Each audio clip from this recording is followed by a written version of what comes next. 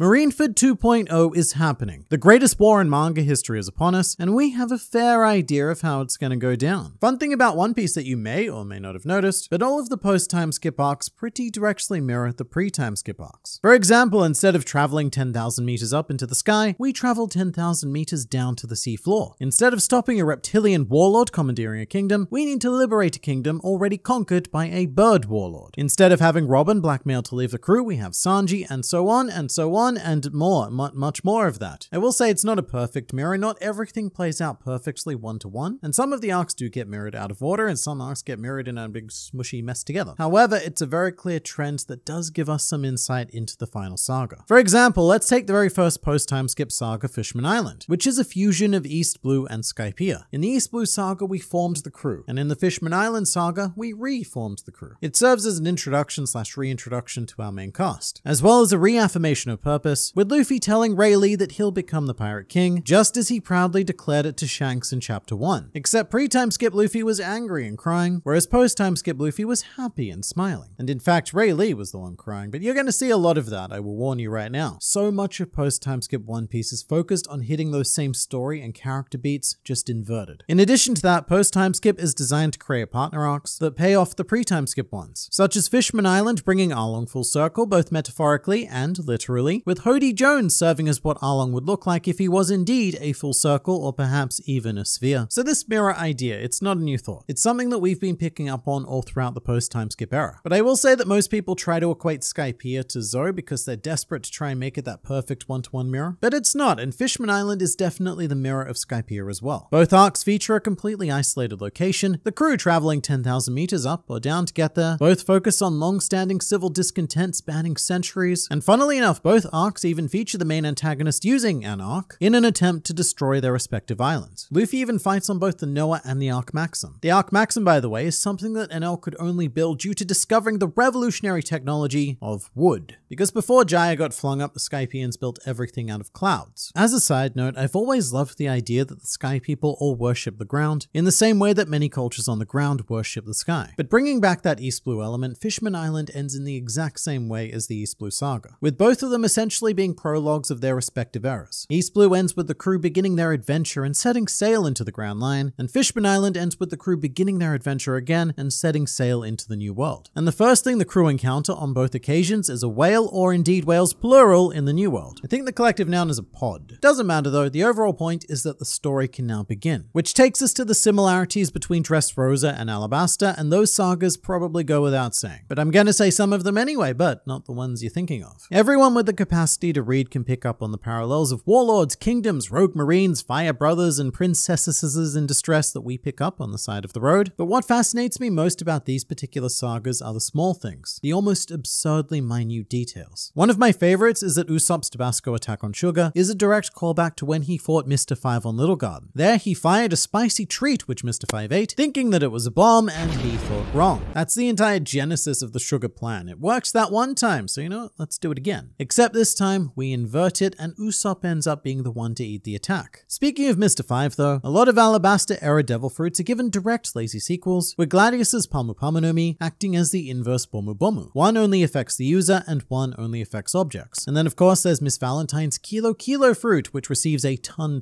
variant. You know, nobody ever talks about Mark Weiss, and there's good reason for that. But I do want to point out this image that Oda drew of him as a child, because it shows that he's been wearing that same hat for pretty much his entire life. So underneath that thick forest of chest hair, and deep within the copious body fat, there's probably a really touching and emotional story about where this hat came from and what it means to Mark Weiss. But the most important inversion is that Dressrosa is what Alabasta would have become if Crocodile succeeded. We get to see a very direct what if, and I think this is a very powerful way of writing a series as long as One Piece, to explore the same ideas but from a flipped perspective. But who was the better antagonist, Crocodile or Doflamingo? Well, you can vote for yourselves by shopping at storeglr.com, now featuring both Doflamingo and the newly released Crocoboy. These shirts are designed in-house, made from premium tri-blend fabric, shipped worldwide, and directly support the channel, primarily so that I can continue supporting your crippling addiction to fictional pirate content. Also, if you take a photo of yourself and at me on Twitter, then you could end up in a Grand Line review video just like these fine Grand Fleet members, and don't their chest cover coverings look glorious. So do that thing, but for now, more pirate talk. The most obvious next mirror is Water 7 and the 4 Emperor sagas, which feature a core crew member being blackmailed to leave and setting the crew up against impossible odds. Once in Paradise, ruled by the world government, and once in the New World, ruled by the Emperors. Sanji even has his own I want to live moment, except instead of loudly declaring it to the world, it's much more of an intimate sob to Luffy alone. But these are the sagas of both respective eras that tackle the idea of crew breakdown. And speaking of crew breakdown, who remembers when Robin broke down Frankie's balls? Because I very recently found out exactly why that happened. Apparently the Japanese audience was very amused by one of Robin's attacks called Cinco Fleur, but Cinco sounds like Chinko, the Japanese word for penis, which Oda thought was absolutely hilarious, and thus he sacrificed Frankie's nuts and bolts for the sake of acknowledging the gag. The interesting thing about Whole Cake Island, just moving on from the ball talk, the interesting thing about Whole Cake Island in particular is that it has a literal mirror world, one where Luffy fights a mirror image of himself in Katakuri. And while many people who subscribe to the mirror idea tend to compare Katakuri to Rob Lucci, the real Enisobi similarities come to us in the form of Wano. The raid on Onigashima is the New World attack on Enisobi. The Straw Hats marching into an isolated island stronghold, both of which float actually.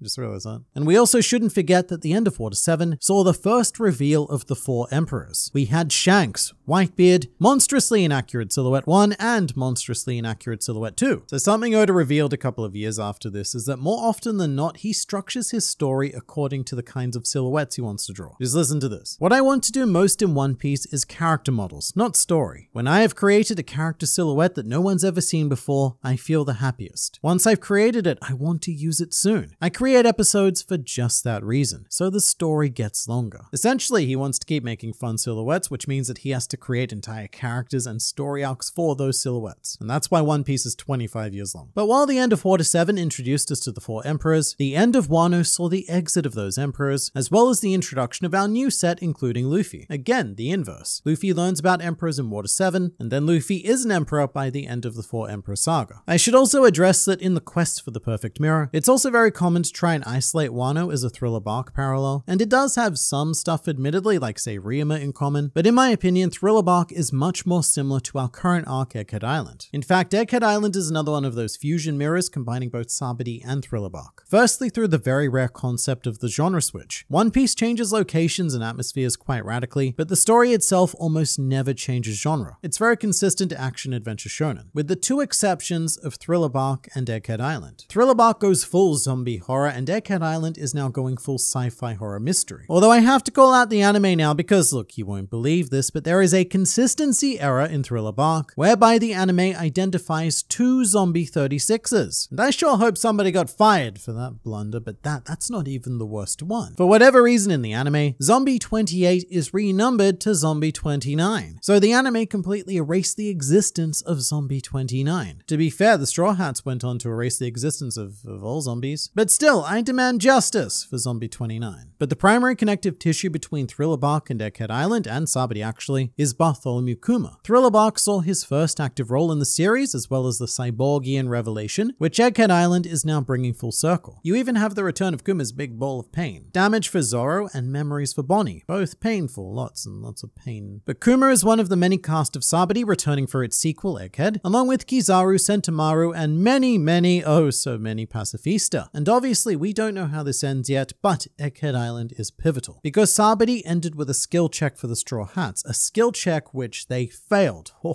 They failed. And we have a similar skill check approaching now. The Straw Hats are faced with the Seraphim, which are pushing them in the same way that the Pacifista used to pre-time skip, and we have our familiar light-based admiral who the crew were utterly powerless against. So if we continue to invert things, then we could very well see the defeat of Kizaru. But either way, this is the beginning of the end, as we have one final mirror. Whatever happens next after Egghead Island is going to be rapidly building up our next Marineford. And if we were to follow the pattern of flipping things, then instead of Luffy joining a war to save his brother who goes on to die, then I could imagine that we have a brother who doesn't die joining a war to go on to save Luffy. And you know, Luffy being captured or imprisoned, it's a bit of a One Piece staple. I honestly can't even remember how many times it's happened. I even had a whole video where I counted how many times he was captured or imprisoned, and I'm pretty sure it's well over 18 at this point, which means that Luffy's imprisonments are of legal voting age, which could also trigger Luffy's Vivia card as it did Ace's, and finally summon the Grand Fleet to do the big thing it is that they're meant to do. Now, just a note on fictional pirate war, there is a common misconception within this fanbase. Because Oda did once say that he was going to draw the biggest war in manga history, history, but for whatever reason, a lot of people thought that that was referring to Wano, despite the fact that Oda said this. Right now, we're in a really exciting story in the land of Wano, but if Luffy manages to survive and sail away, then I'll be drawing the biggest battle in One Piece history, a thrilling and wild story, the likes of which no one's ever read before. So firstly, I love that Oda says if Luffy survives, as if he's a living, breathing person and Oda is just the guy chronicling his life. But he also very clearly says that the big war is after Wano, which I only bring up because it's very common for people to criticize Wano for not living up to Marineford, which isn't fair because it was never supposed to. That's what our final saga is supposed to do. But even that isn't the end of One Piece, because the very last pre-time skip arc is the post-war arc. A very somber epilogue to pre-time skip events, lots of licking wounds and coming to terms with our own personal weaknesses. But post-time skip, this is set up to be a reflection of success, a state of dreams being achieved and the world ideally being changed for the better. But we can even go a step further than this by asking, what is the final panel of One Piece going to be? Well, the final shot of pre-time skip is this iconic shot of the Straw Hat sitting on a rock. Rock, by the way, happens to be the character who spent the fourth most time wearing the Straw Hat after Roger, Shanks, and Luffy respectively. But I just have this image of the final panel of One Piece being the Straw Hat, whether it's placed onto the head of a child in the next generation, or whether it's placed next to the grave of Shanks, as Luffy finally returns it after becoming a great pirate. Whatever the case, I do think that our final panel is going to be eerily similar as our long journey finally comes to a full stop.